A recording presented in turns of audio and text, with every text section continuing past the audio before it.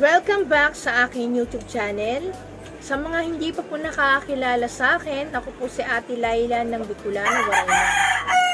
Mag-iiba po tayo ng content po today. Mag-unbox po tayo ng plants galing Mindanao. Kaya samahan niyo po ako. Bago tayo magsimula, wag po sana natin kalimutan mag-subscribe sa aking YouTube channel, mag-like and share na rin po.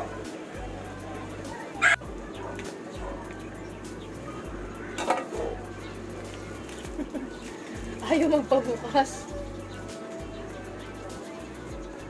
Hilain na po natin sa ilalim ng dahan-dahan yan.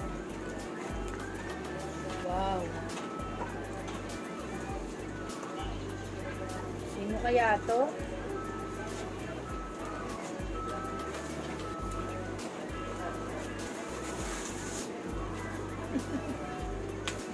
Ay! My gosh! Ayun, ha.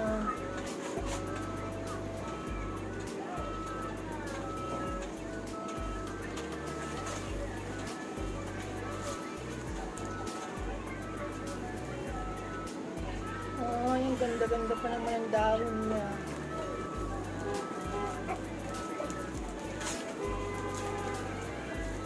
Kailangan talaga, guys, pag nagbubukas tayo ng ganito, no, talagang kailangan ingat para hindi ma-damage yung dahon niya. Ayan po, kung gaano kaganda yung dahon ng Lendeni. Nakuha ko lang po ito sa halagang 250. Medyo magalat po tayo ng konti. Ayan po, Lendeni, 250 lang po, na-imain ko siya. Okay po yung kanyang dahon, medyo na-damage ko. Sa pagbukas ko na po ito.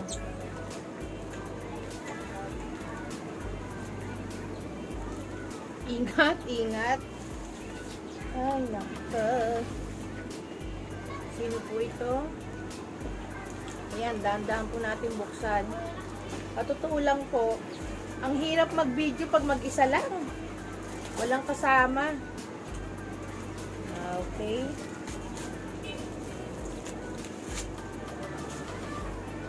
Wow. Ang galing naman ng pagkapak. Tingnan niyo po. Bawat dahon nilagyan ng tissue. Para laging fresh ang dahon. Oh. Okay lang po yan kasi talagang minsan sa aglonema po talaga ganyan ang nangyayari. Ito po yung mga matured leaves na.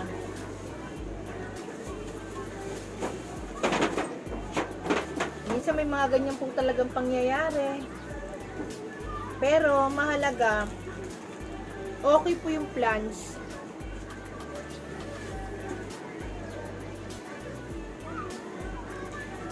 Ito po, nakuha ko lang po sa halagang 350. Ito po yung rare na aglonema. Super last na po siya. Ayan po.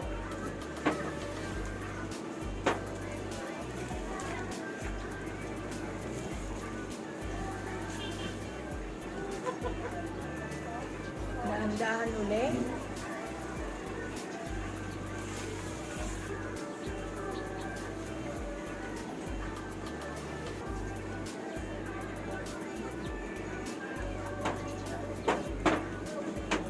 Ito naman po, Royal Queen. For only 350. Ang lalaki po ng dahon niya. Ayan po. Ang ganda ng leaves niya. Dati po talaga, yung nakapag-mine na rin ako ng galing Mindanao, okay na po sila.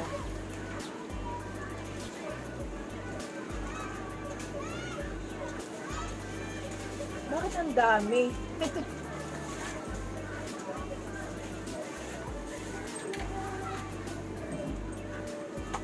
Okay. Ito po yung Jose Buno. Tignan nyo naman po, ang ganda ng Josebuno. Budget meal ko rin po ito nakuha na mine. Magkano ko ba ito naman? Nakalimutan ko. Pero budget meal na budget meal. Ayan. Ang ganda ng Josebuno.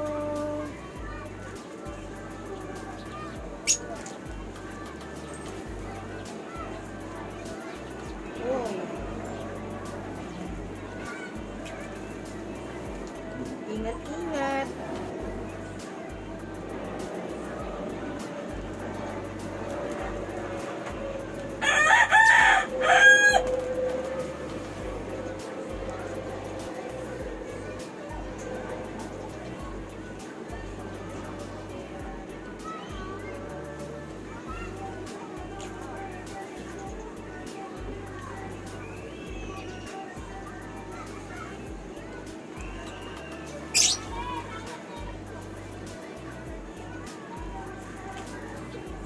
Ito naman po,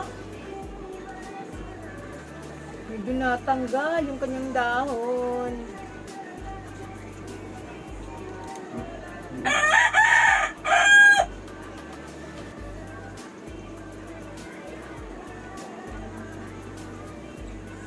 Ito naman po, si Lanyata.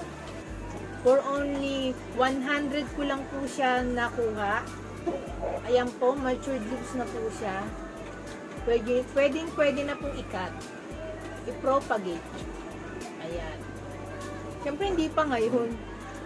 Ayan po. Ang ganda ng ano niya, roots niya.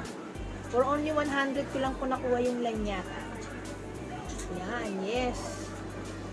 Lanyata. 100 lang. Sino naman to?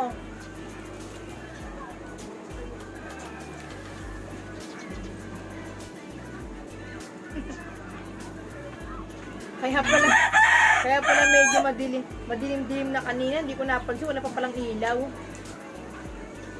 Ah, okay. Naalala ko na po.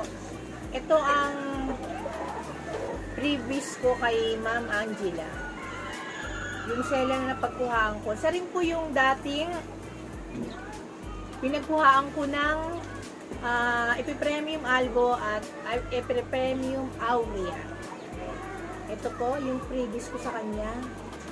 Previous ko kay Ma'am Angela. Request ko talaga sa kanya na kung pwede, yellow cochin. Ang i-previous mo sa akin kasi may mga pink cochin ako, may sayang, mapaiba naman, di ba?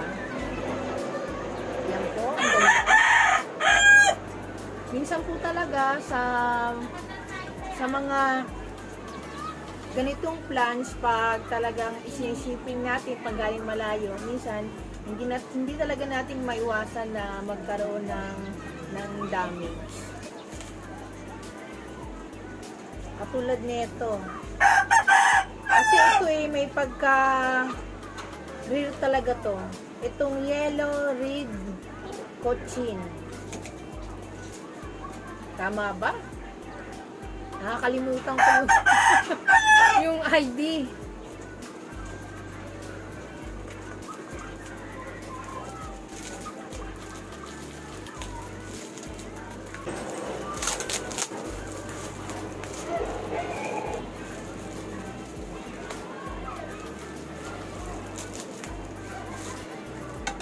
Grabe ang packing, no?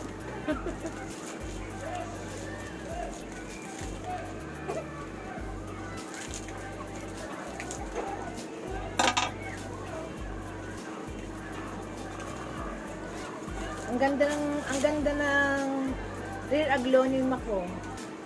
Salamat kay Ma'am Angela, shoutout po sa inyo.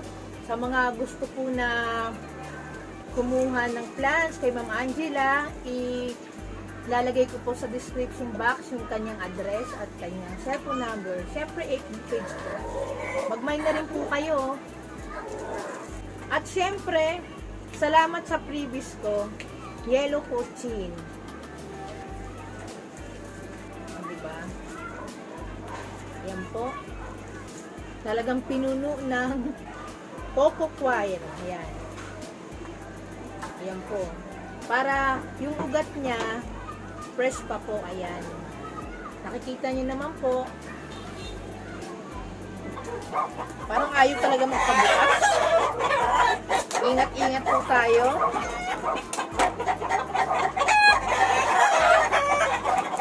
Oh!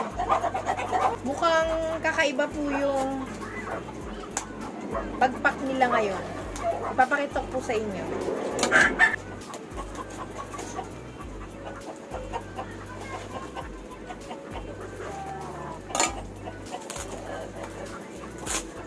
Oops. Ayan po. Kakaiba yung pagpak nila ngayon. Kaysa dun sa naunang seller ko. Ano ba itong namain ko? Oho, dahan-dahan. Ay, Burley Max.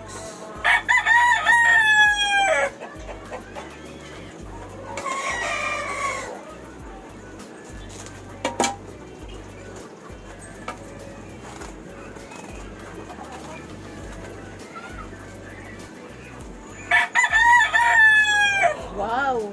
Tilaok na naman ng manok. Tilaok na naman. Pasensya na po kayo. Marami po talagang manok dito sa rooftop. Ayan, si Burley Max. O, diba? Ang ganda ng pagkakapa. Ayan po. Nakuha ko po ito for only 450. Tinawaran ko po siya ng 400. Budget meal, another budget meal. Ano pa ba? Dahan-dahan.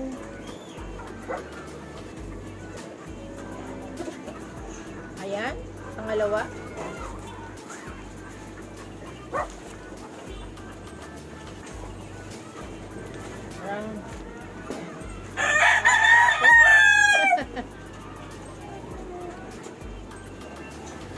Hila-hila.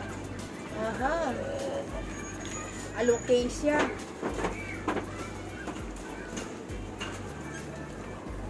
Ayan po. Ayan ang naman po, alocasia. Alam ko po dito sa Manila maraming alocasia. Alocasia corazon. Pero ito kaya po minain ko kasi napakalas niya. For only 100 pesos lang. Saan ka makakakita? 100 pesos. Ang last na, di ba? Alocasia corazon. Ba, okay to ah. O, yan o. Bawat seller pala, iba-iba ng style ng pag-re-repack. Bawat seller pala, kung mapapansin niyo guys, oh, gumagamit sila ng plastic cup, plastic bottle. Bawat seller, iba-iba talaga ng strategy ng pagpack at saka kung ano yung ginagamit nila. Tulad nito, plastic bottle yung ginamit niya, di ba? Ang ganda. Ang galing, magaling sila magpack. Ito naman, hugot. Pasensya na kayo guys, mahirap talaga pag nag-iisa lang na. Ito lang, hindi ko matandaan eh. Ilan bang plants yung namain ko doon? Pero ang ganda ha. Ayan. Ano itong maliit? May ano itong maliit. Ang alam ko, nagmine ako dito sa kanila ng Cebu Blue Super Lush. Dahan-dahan ulit. Katakot. Madami.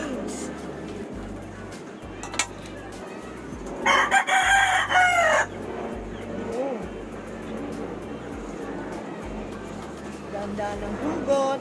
Naku.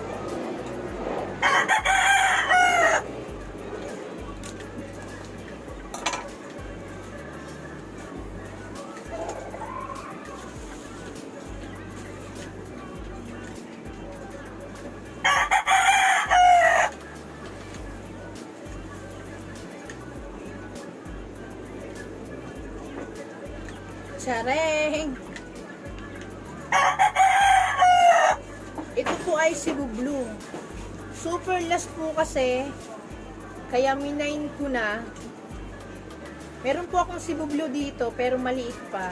Pero, sabi kasi nila, syempre hindi naman tayo ganun ka biyasa pa sa halaman. Ang Cebu Blue, dapat, bata pa lang, nilalagay mo sa pool para mabilis siyang lumaki. Kasi yung Cebu Blue ko, hindi ganito kalaki. Kaya, nung makita ko nag-mine, super last naman, 200. Minain ko na. Ipakita ko sa inyo yung aking Cebu Blue. O, diba? For only 200, ang lalaki ng dahon niya. Tabi natin ng konti. Ayan. Sana hindi siya na-damage. Uy!